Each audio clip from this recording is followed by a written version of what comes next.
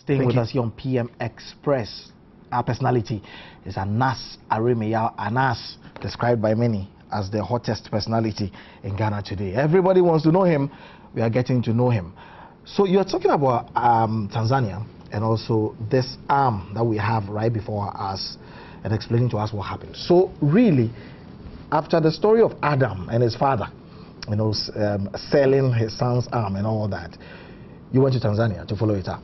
Yeah, so what did you find? With this arm, the aim of having this prosthetic arm was to confront those who create the demand for the arm. That's the witch doctors. So you set out to confront the witch doctors? Yes. My plan is about going to meet the witch doctors. What I am going to do is to confront them. I will pull out my albino hand. How do you feel about it? I think it looks real. Look at this here, Jeff. This is rubber. Only rubber. It's all rubber. So this is what we are going to use for the plant.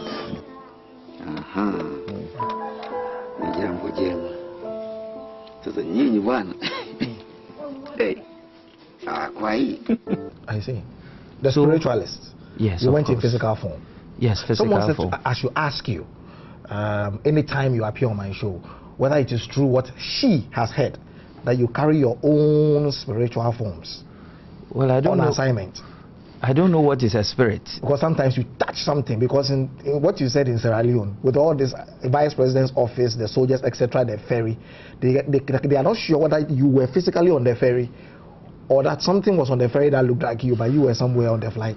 Yeah, I've also heard that, but I really don't remember turning into anything on any. I just know that we get the job done. How it happens, I don't know. But we get the job done. Which is the best part. So this witch doctor was very well revered in a village called Kamina. Now, I went there together with a backup team. And that's the arm on the screen, viewers. This was put together by Al Jazeera. Yes. And, he's notoriously known to be dealing with this human part. So I went there and told him. And when you get there right in his palace, you see he has his own security and all that. So I got in there and I sat with him and I told him, well, I was a Ghanaian businessman and I needed to have albino portions prepared for me.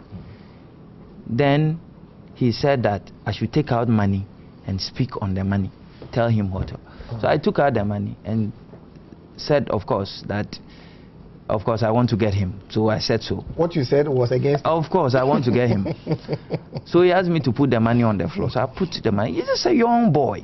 And he started saying certain things, chanting incantations. And he put some black cloth on him, he was saying, and he said, oh, the gods had accepted that indeed I was fit to do the albino concoction. Okay. I was like, well, then this must be interesting. Yeah. So bring me the concoction, because that's why I came. Then he went in. My brother, you couldn't believe it. He brought the concoction. I mean, it's already prepared. Everything, the powdered form. And he said, this is it. And he wanted me to pay for it.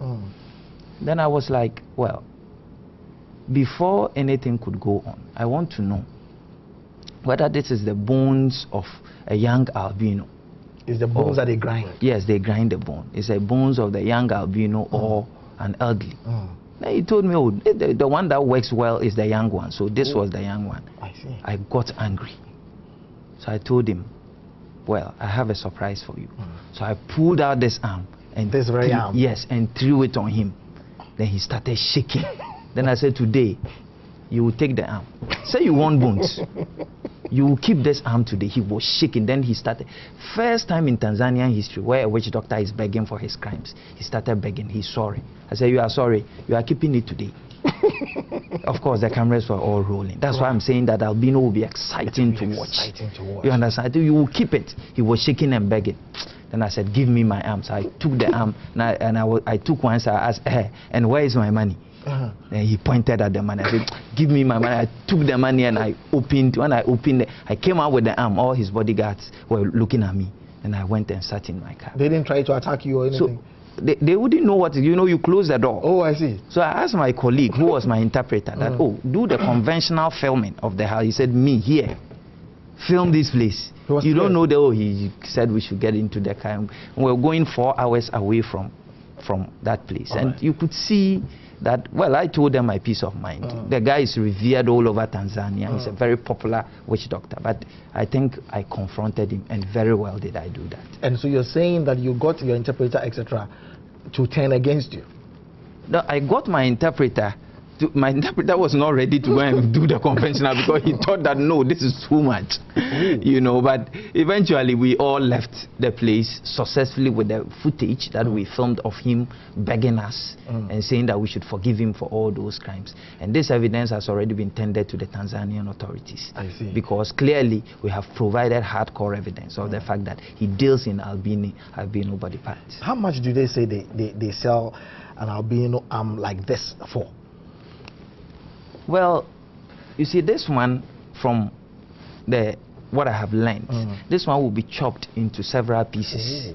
Because with Adams, they cut off just about 3 fingers. How old is he? Adam is a young boy, but I can't remember, but I guess he should be about 8 or 10 years. And they get people younger than that. Sometimes they cut off their heads. Depends what you want. You understand? And you see another lady whose arm has been chopped just like this. And there are some other sequences that didn't happen. But this could sell as much as $100,000 depending on this arm? You see, albinos are cash crops in Tanzania. It's a serious matter. It is. The albino cash crop. That's an interesting title. I don't know what title it is going with anyway. So from Tanzania, what was the next stop? I flew to Kenya. Exciting time in Kenya. Judicial corruption. It has not yet aired on Al Jazeera. In fact, they will be very unhappy with me if they hear me telling you this. But what can I do? What can you do? You belong to us. Exactly. So go right ahead, man. Please. So we're trying to look at the Kenyan judiciary. And the Kenyans won't be happy. They won't be happy at all. We've opened it apart and we've told the world that, look, it's not working. Look, you will see stories of rape cases where prosecutors are bribed. You see stealing of court documents and people are bribed. You see law firms who you can go and tell that, yeah, chief, these are my documents. This land doesn't belong to me. It belongs to Mr. A. But I want to pay money. Just take it away from Mr. A and give it to me. This is not a small law firm. Bigger law firms who will help you perpetrate fraud. My God. Kenya. So Kenya came with its own excitement. And I'm sure that Kenyans will be shocked because I have dissected their judiciary into pieces. My brother. You've performed surgery. It's something on the judiciary in They Kenya. will not be happy at all. What is the result that you seek in Kenya? Judicial reforms. That, I mean, also as part of that, I learned that the clerks are not properly paid. You know, so you don't always call to kill people, but you say that how can we reform our judiciary? And this is, I mean, looking at Kenyan judiciary from a Ghanaian perspective. You understand? I want to say that if an ordinary Kenyan decided to look, perhaps he could have even seen more. And it's a bad story. It's really a bad story. Interesting. I can't wait to see it. But the question that I'm asking, I'm wondering what the answer will be, is what about our own judiciary? It has been in the news for quite a bit. You see, the Ghanaian judiciary, I don't want to be tempted to say things here, but we will see. It's gone. It's doing. It's working. You know, you said you will say. You see. Then you said it's gone. Then you said it is doing. I don't know what it is doing means. You just hold on. We'll be here. You understand? We'll be, this same platform.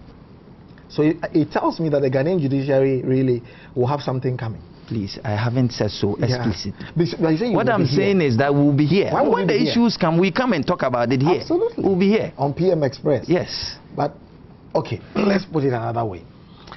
Do you think that the Ghanaian judiciary is worthy of Anas Aremeyaw Anas's investigation? My brother, you are pushing me far. You know, if you are going to ask me a question about that judge, I can't answer it now. Which judge? Let next year come, and then we'll proceed. Which judge? Which judge? My brother, I think that